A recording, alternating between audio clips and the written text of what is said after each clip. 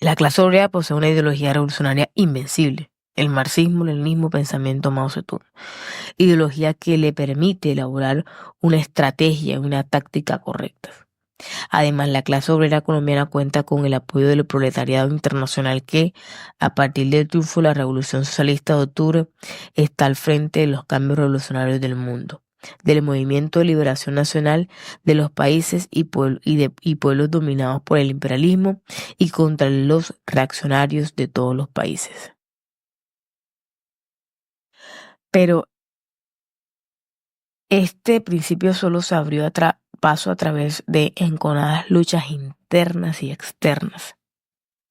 Había que combatir el oportunismo de derecha encabezado por la dirección revisionista del Partido Comunista de Colombia y el oportunismo de izquierda que se había adueñado de la nueva corriente, desviándola de su cauce revolucionario. Se daba la característica de que para adelantar consecuentemente la lucha contra el revisionismo había que derrotar las desviaciones de izquierda en nuestras filas. Solo el marxismo-leninismo puede vencer al revisionismo. Sin embargo, había dos factores favorables para librar exitosamente estas luchas. Uno eran los fracasos del MUEC durante 6 años, que permitían adelantar una crítica muy seria y que ésta fuera escuchada y examinada por sectores consecuentes y revolucionarios. Estos sectores asimilaron con gran profundidad la necesidad de aplicar el marxismo-leninismo como guía fundamental de la acción política revolucionaria. Y hubo también un factor externo muy importante para que se pudiera desarrollar una concepción auténticamente proletaria aplicable a las condiciones actuales de nuestro país. Y es la gran batalla que a nivel mundial se desarrolla en el seno del movimiento comunista. La lucha adelantada por el Partido Comunista de China y por su máximo dirigente Mao Zedong contra el revisionismo soviético.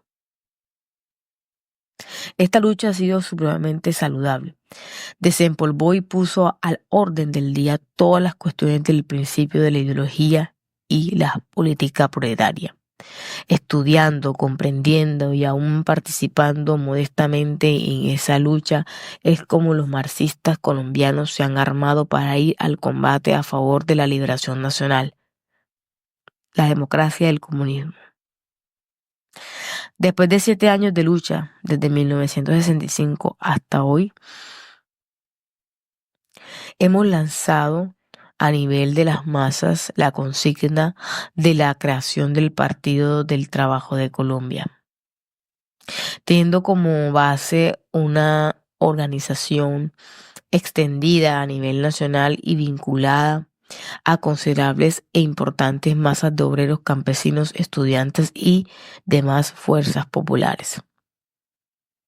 Hubo otro error en el que cayeron el MUEC y otros grupos que inauguraron este nuevo periodo revolucionario, y fue la aplicación esquemática de las principales lecciones de la Revolución Cubana. Se hizo el análisis simple de que bastaba con la creación de un foco guerrillero para que se dieran todas las condiciones insurreccionales y todas las formas de movilización y organización de las masas. No interpretaron un hecho fundamental de la Revolución Cubana, que Fidel Castro en la Sierra Maestra era el pueblo de Cuba en la sierra. Fidel había librado grandes batallas políticas, había ganado realmente el apoyo incondicional de las masas cubanas que lograron, por ejemplo, mediante acciones y movilizaciones de todo tipo, cosas tan importantes como su propia libertad de las prisiones del régimen de Batista, después del revés militar del asalto al cuartel Moncada. Cuando las clases dominantes, representadas por la dictadura militar, se tambaleaban, sumidas en las contradicciones insuperables, apartadas y repudiadas por la nación entera que decidió levantarse, las masas populares cifraron sus mayores esperanzas en Fidel y lo siguieron como a su máximo conductor. Es decir, se dieron las condiciones indispensables para el desarrollo victorioso de la guerra insurreccional del pueblo, La lucha decidida de las masas y la aceptación por parte de las masas de una dirección única revolucionaria en el punto culminante de una crisis definitiva.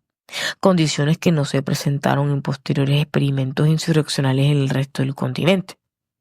Pero lo que vale la pena señalar es que muchos revolucionarios terminaron despreciando toda acción de masas y desconociendo olímpicamente la desventajosa correlación táctica de fuerzas frente al enemigo, que pudo momentáneamente propinar duros golpes. Se analizaron estas experiencias y se señalaron críticamente tales desviaciones liquidacionistas.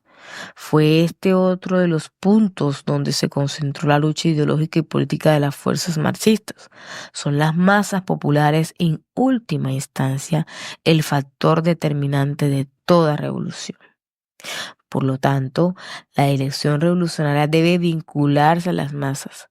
Debe saber el estado de ánimo de las masas, su moral de combate, la real correlación de fuerzas y plantear tareas tácticas que correspondan a esas situaciones.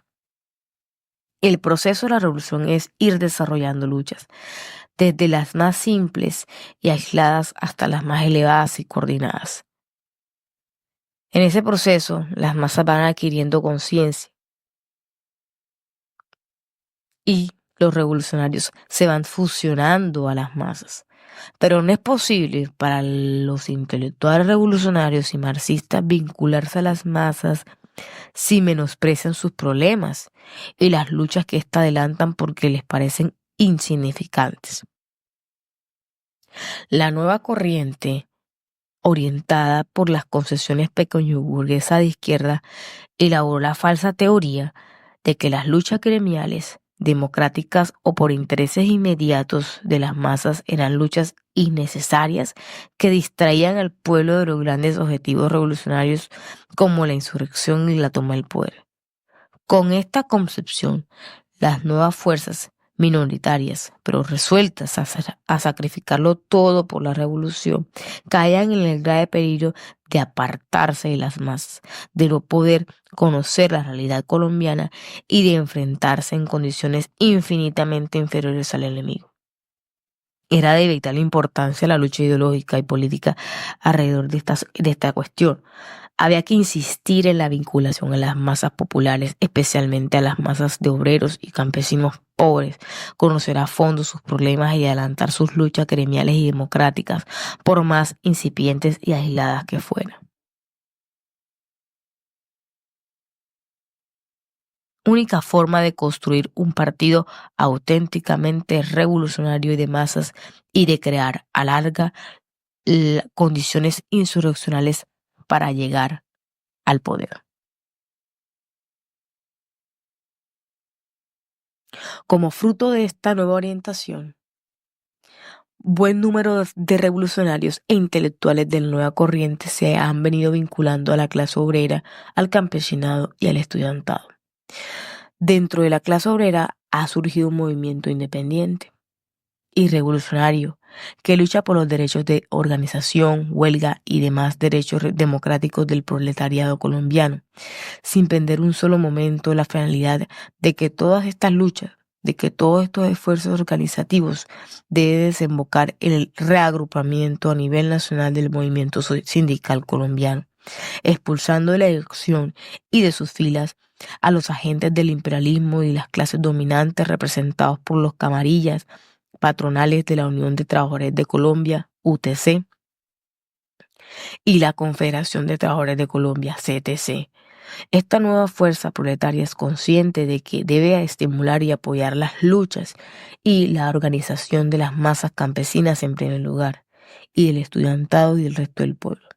Como producto de todas estas luchas internas y externas, ideológicas y políticas que hacen parte de los últimos 7 años de la historia de Colombia, surge el movimiento obrero independiente y revolucionario. Así es como hemos venido esclareciendo los principales postulados de principio que orientan nuestra acción política.